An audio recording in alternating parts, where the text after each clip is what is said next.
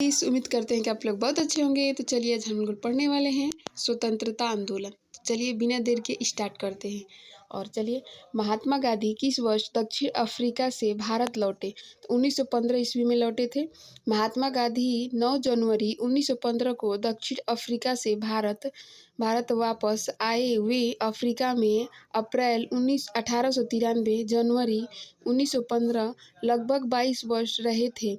गांधी जी ने सभी परिस्थितियों में सत्य और अहिंसा का पालन किया। दक्षिण अफ्रीका में वह पहले भारतीय बैरिस्टर थे। भारत की सक्रिय राजनीति में आने से पहले महात्मा गांधी गोपाल कृष्ण गोखले के संपर्क में आए तथा गोपाल कृष्ण गोखले में गांधी जी ने अपना राजनीतिक गुरु बनाया।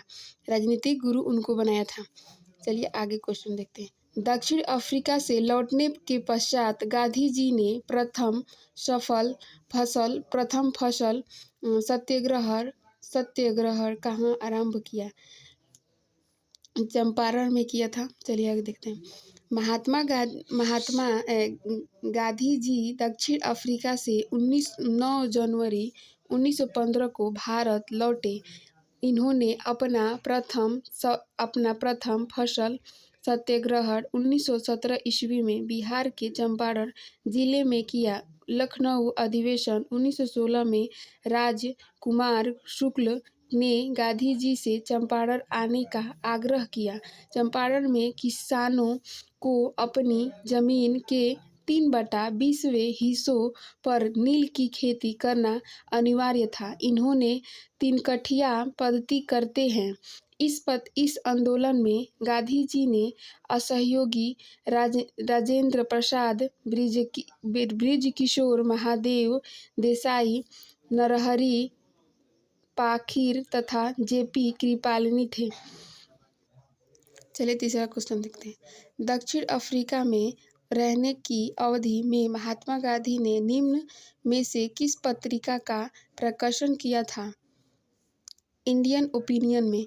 सन 1894 में गांधी जी ने दक्षिण अफ्रीका में नटाल इंडियन कांग्रेस की स्थापना की तथा इन्होंने इंडियन ओपिनियन नामक अखबार निकाला। इसके माध्यम से नस्लीय भेदभाव से लड़ने और दक्षिण अफ्रीका में भारतीय प्रवासी समुदाय के नागरिक अधिकार प्राप्त करने हेतु संघर्ष किया था। यह पत्रिका गुजराती, हिंदी, तमिल और अंग्रेजी में प्रकाशित होती थी। चलिए आगे देखते हैं। महात्मा गांधी के नेतृत्व में किया गया प्रथम जन आंदोलन था असहयोग आंदोलन। असहयोग आंदोलन गांधी जी के नेतृत्व में किया जाने वाला प्रथम जन आंदोलन माना जाता है। यह जलियांवाला बाग हत्याकांड एवं रोल्ट एक्ट के विरुद्ध 1920 से 22 ईस्वी में चलाया गया था। पश्चिमी भारत, बंगाल तथा उत्तरी भारत 1920 से 22 ईस्वी में चलाया गया था। पश्चिमी भारत, बंगाल तथा उत्तरी भारत में असहयोग आंदोलन को अभूतपूर्व सफलता मिली। चलिए आगे देखते हैं।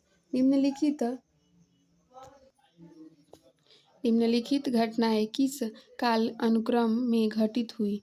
तो देखिए, जलियांवाला बाग हत्याकांड, चौरी चौरा की घटना, रॉल्ट सत्याग्रह, चंपारण सत्याग्रह। इसी में देख लेते हैं। चंपारण सत्याग्रह 1917 नील की खेती के अधिवेशन विरोध में। रोल्ट एक्ट सत्याग्रह 1919 रोलेट एक्ट या काला अधिनियम के विरोध में हुआ। जलियांवाला बाग हत्याकांड अमृतसर, पंजाब में 1919 में हुआ था।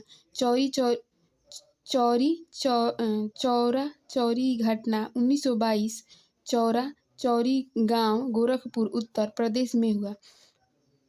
चौरी चौरा कांड की वास्तविक तिथि क्या थी? तो 5 अप्रैल 1922 में। चौरी चौरा उत्तर प्रदेश में गोरखपुर के समीप एक कस्बा में है, जहां 5 फरवरी 1922 को भारतीय क्रांतिकारियों ने ब्रिटिश सरकार की एक पुलिस चौकी को आग लगा दी थी, जिसमें 22 पुलिस कर्मचारियों की मृत्यु हो गई। इस घटना को चौरी चौरा घटना के नाम से जाना जाता है। इसके परिणाम स्वरूप 12 फरवरी 1922 को बारादौली में हुई कांग्रेस की बैठक में असहयोग आंदोलन को स्थगित करने का प्रस्ताव पारित किया गया। तो हेलो गाइस, उम्मीद करते हैं कि आप लोग को अच्छा लगा होगा। तो लाइक एंड सब्सक्राइब करना मत भूलिएगा और अपने दोस्त के पास शेयर भी कर दीजिएगा।